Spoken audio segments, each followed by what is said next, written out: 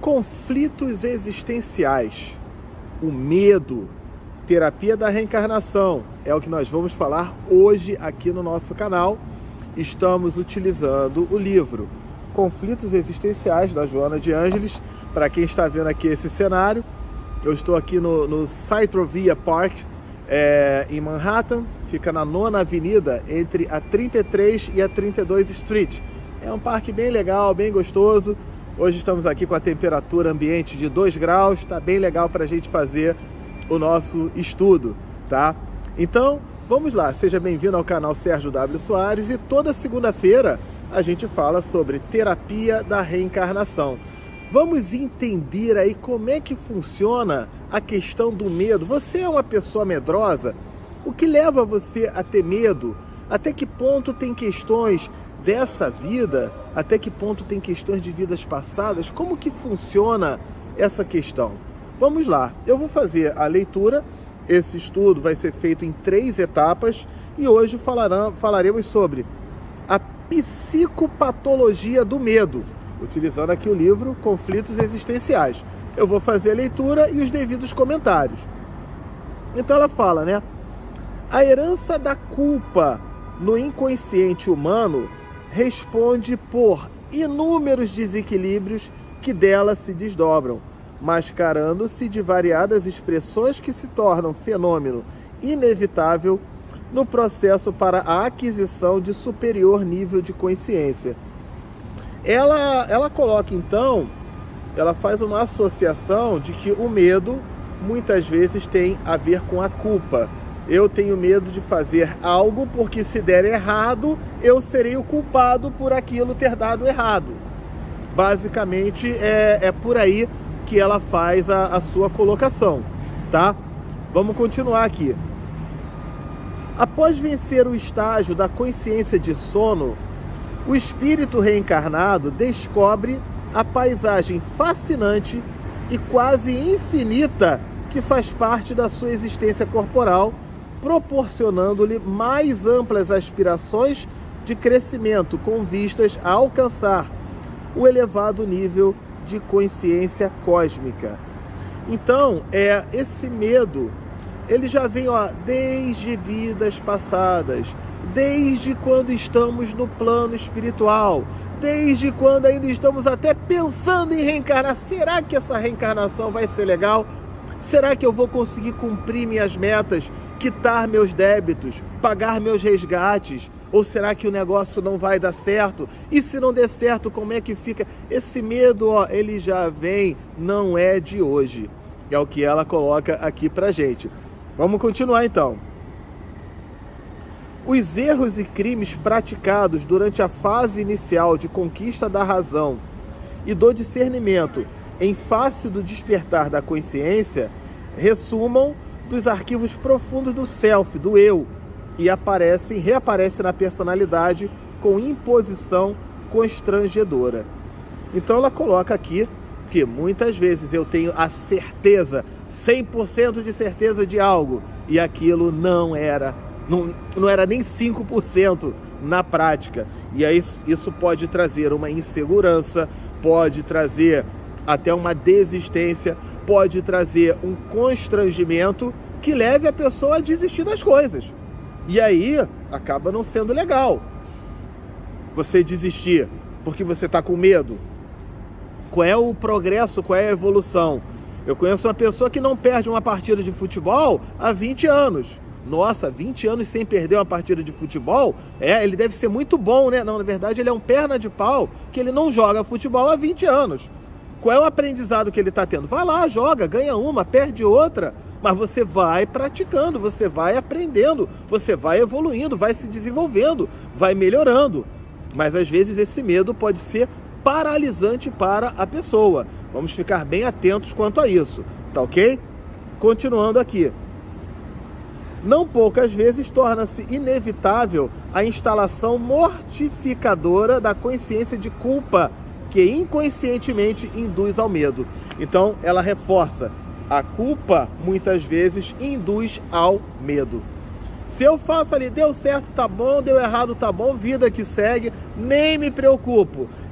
Essa tendência ao medo, ela diminui.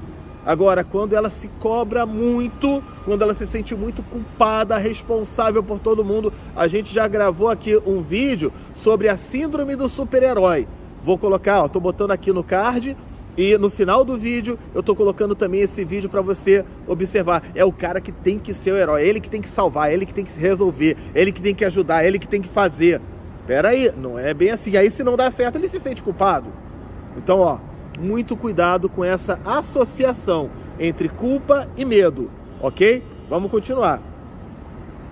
Trata-se de um medo absurdo que se transforma em transtorno de comportamento agravado pela natural aceitação do paciente, que o aumenta em face da insegurança emocional, tornando-se não raro uma patologia que pode desencadear síndromes do pânico ou transtornos depressivos graves. Olha só, então, né, como isso é muito mais grave do que a gente poderia imaginar.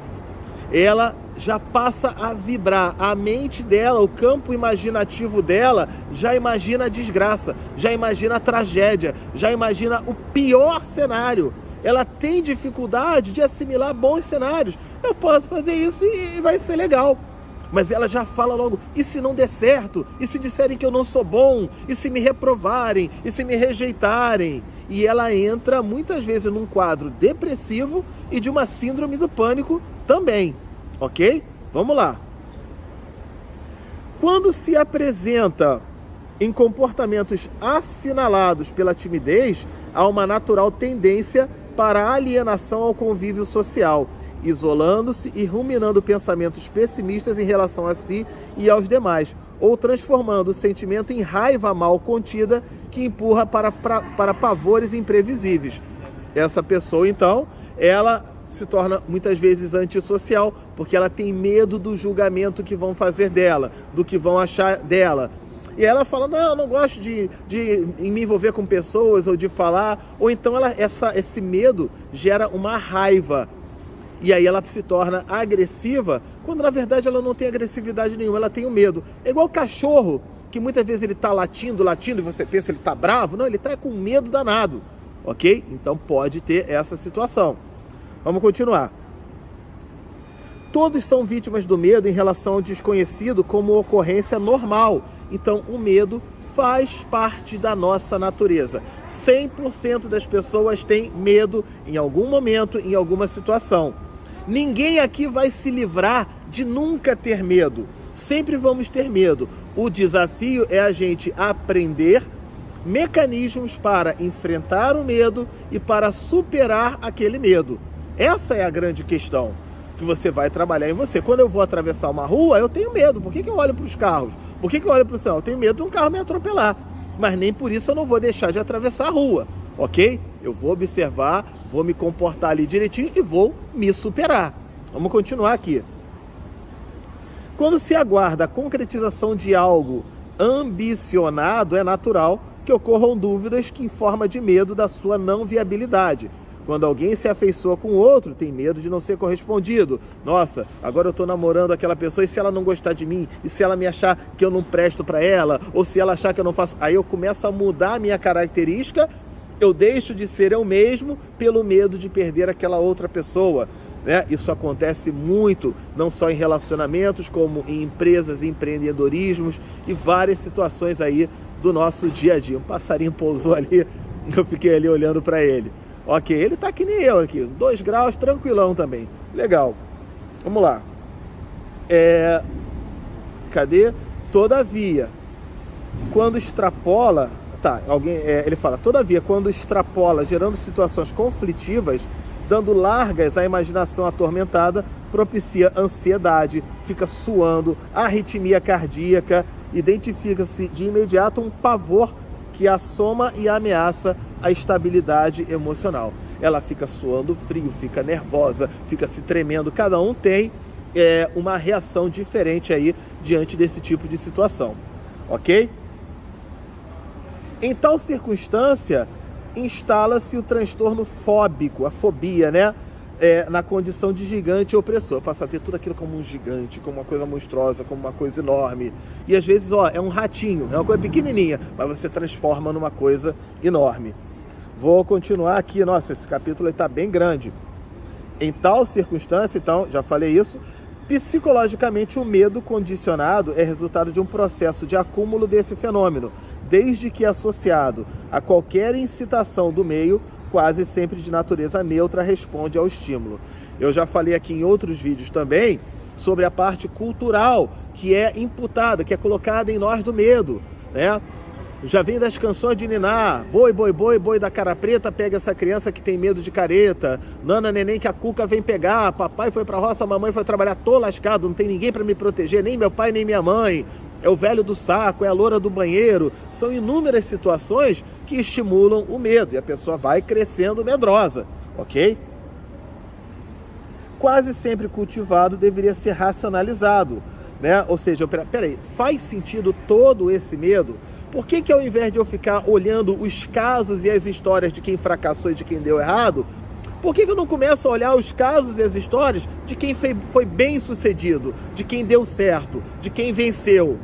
Esse talvez seja o grande desafio para a gente ter essa mudança de raciocínio. Ao invés de eu ficar vendo história de quem fracassou, deixa eu ver a história de quem venceu, de quem deu certo, de quem funciona. Né? Porque são esses que vão me ensinar muito melhor do que o outro que está ali com medo, que fracassou, e ainda fica te estimulando a você ter medo e ficar paralisado. Faz sentido? Vamos continuar aqui.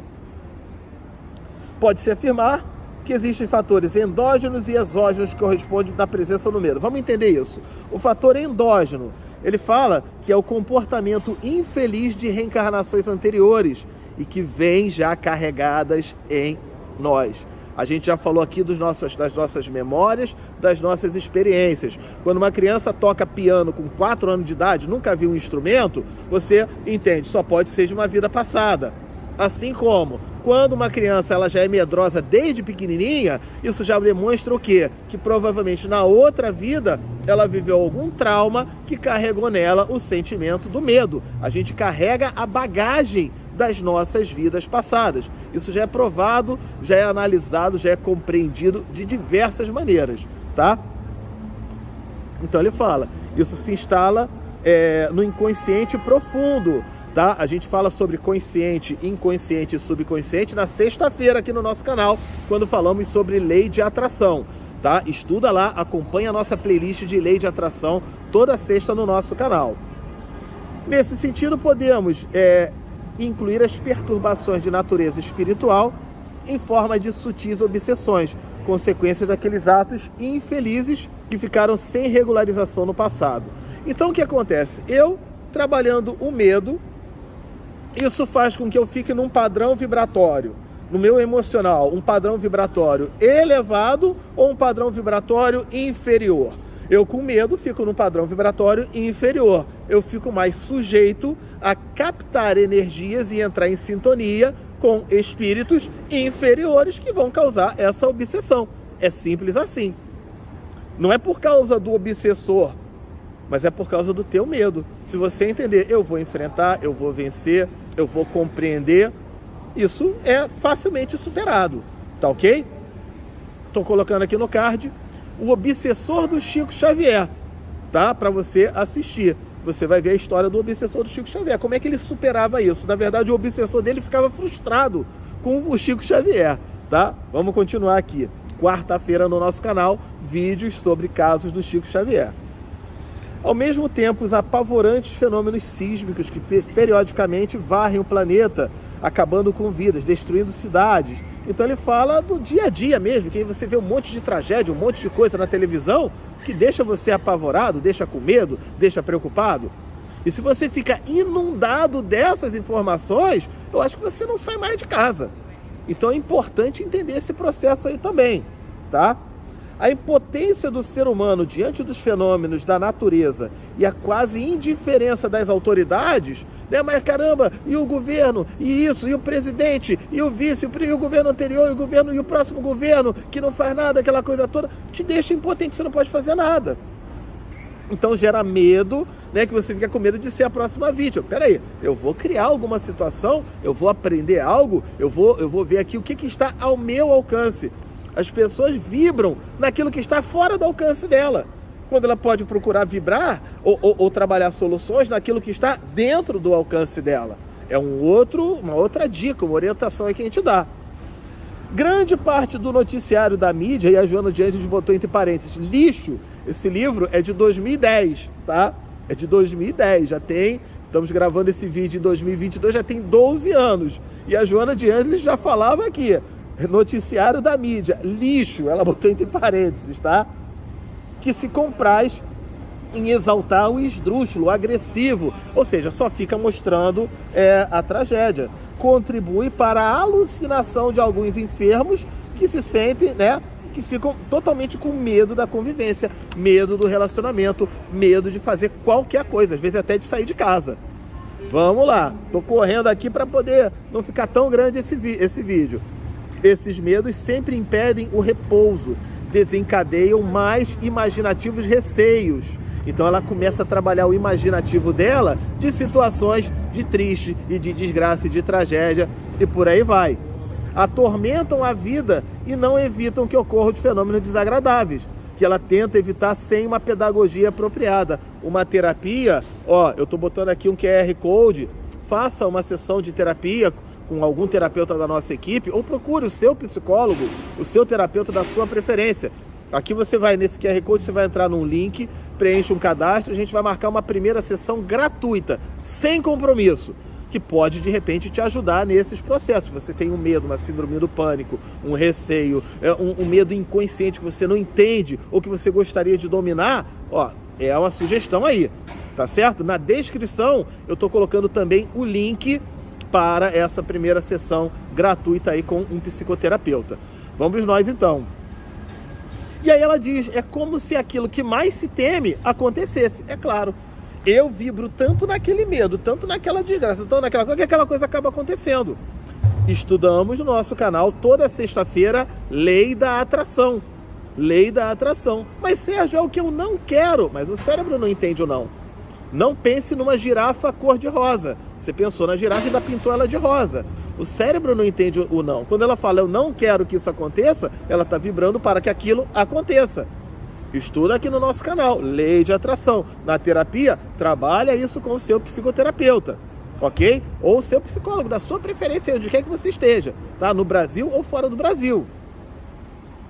Então, ela começa a falar, caminhos não percorridos prosseguem sempre como incógnitas desafiadoras. Ela fala nos tormentosos fenômenos de obsessão espiritual, a indução telepática do perseguidor faz o vitimado ressentir-se de tudo quanto à sua volta que possa trabalhar pela sua recuperação, pela reconquista da saúde e do equilíbrio. O próprio obsessor faz com que ela não queira fazer a terapia, com que ela queira desistir, com que ela queira ficar encolhidinha mesmo no canto dela, que ela queira ficar vivendo aquele problema, aquela coisa toda. E o obsessor, nessa hora, quando você começa a desistir e não fazer as coisas, o obsessor faz assim, deu certo. Então, vamos analisar isso direitinho, ok?